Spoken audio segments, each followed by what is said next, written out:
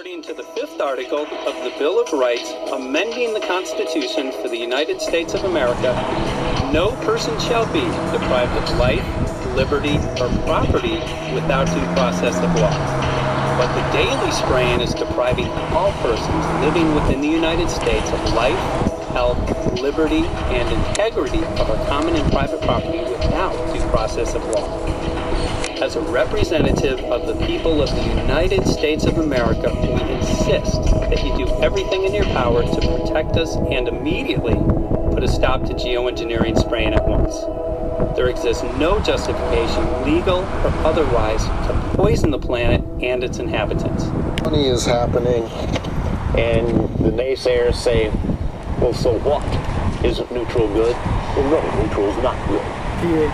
Neutral is not good. If your soil is supposed to be 5.6, it should stay 5.6 if you want the forest to be healthy. and if you want to grow a good garden, you have to keep your pH Around 6.0, 6.5. I think that we just need to wake up and just look at what's happening, because we can't just ignore it, because it's going to get worse and worse if we just keep ignoring it and pushing it away like, oh, that's nothing. There was mason jars, and they were brand new, sterilized, and that's what we catch the rain in. And then there was a HEPA filter that we tested the air with.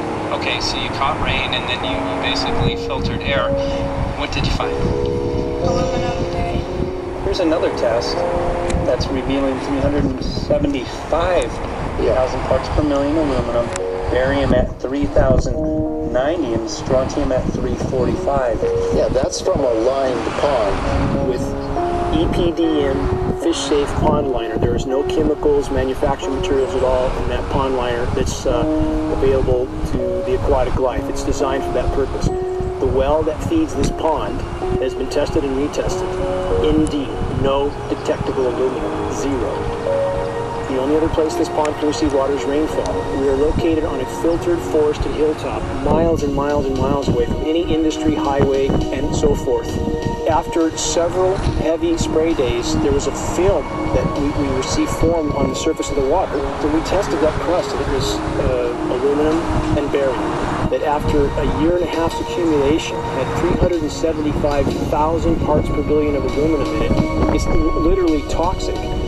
We can say conclusively that what we see in the sky matches expressly what's outlined in numerous patents, and the materials on the ground match those patents. This material was not there 5 years ago. It is a recent phenomenon in the quantities it's in. It has escalated in some cases 50,000% in 5 years in the case of aluminum. From our original baseline reading of 70 parts per billion, which was already high, it has escalated up to 50,000% in 5 years, and we've seen profound changes in the atmosphere.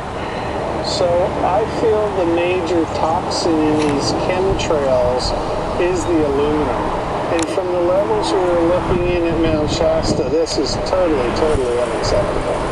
When you get to metals and biological systems, you're no longer talking about the bulk aluminum that people think about when they're drinking from soda pop cans and that.